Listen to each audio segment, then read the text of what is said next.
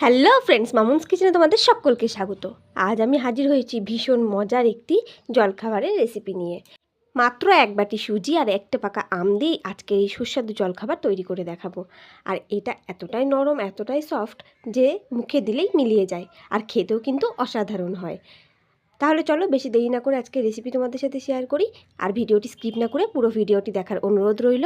আশা করছি তোমাদের অনেক অনেক ভালো লাগবে। ভালো লাগলে লাইক কমেন্ট শেয়ার করে দিও। চলো এবার মূল রেসিপিতে যাই।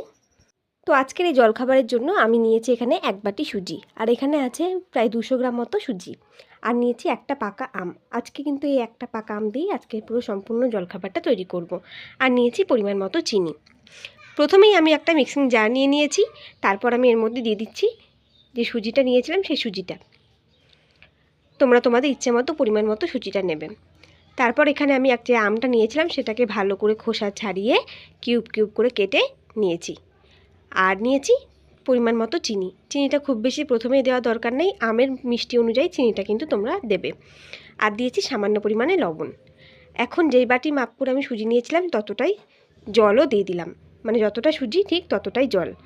এবার এটাকে খুব ভালো করে ব্লেন্ড করে নিতে হবে, একদম মিহি পেস্ট তৈরি করে নিতে হবে।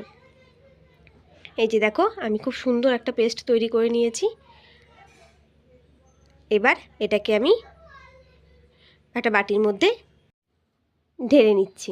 আর ব্যাটারটা দেখো একটু ঘন টাইপেরই আমার হয়েছে, তো সেই জন্য এটার মধ্যে আমাকে আরেকটু জল দিতে হবে। মানে ব্যাটারটা না খুব পাতলা আবার না খুব ঘন, এরকম একটা ব্যাটার তৈরি করতে হবে। তো এই জল দেওয়ার জন্য আমি যে মিক্সিং জারের মধ্যেই পেস্টটা তৈরি করেছি সেই মধ্যেই একটুখানি জল দিয়ে সেই জলটাই আমি এই ব্যাটারের মধ্যে ব্যবহার করছি। তারপর খুব ভালো করে কিন্তু জলটা এই ব্যাটারের সাথে মিশিয়ে নিতে হবে, খুব ভালো করে মিশিয়ে নিতে হবে। এই যে দেখো আমাদের মেশানো হয়ে গেছে। এখন আমি জলখাবারগুলো তৈরি করে নেব। তো তার জন্য প্রথমে আমি এখানে একটা তাওয়া বসিয়ে দিয়েছি, তাওয়াটাকে ভালো করে গরম করে নিয়েছি। তারপর আমি এবার উপর থেকে সাদা তেল ব্রাশ করে দিচ্ছি। এইবার যে ব্যাটারটা রেডি করে রেখেছিলাম সেখান থেকে আমি পরিমাণ মতো, মানে কেউ যে যেরকম পছন্দ করবে বেশি কম বেশি করে নিতে পারো, সেরকমভাবে ব্যাটার দিয়ে এই তাওয়ার মধ্যে ভালো করে এটাকে ছড়িয়ে নিতে হবে। যে যেরকম সাইজ করতে পারো, কেউ ছোট বা বড়, সেরকমভাবে এটাকে করে নেবে। তারপরে দেখো 3-4 সেকেন্ডের মধ্যেই এইরকম উপরটা যখন শুকনো শুকনো হয়ে আসবে তখনই বুঝবে যে আমাদের এক পাশ হয়ে গেছে। তারপরেই আমি এরকমভাবে খুন্তির সাহায্যে উল্টে নিলাম।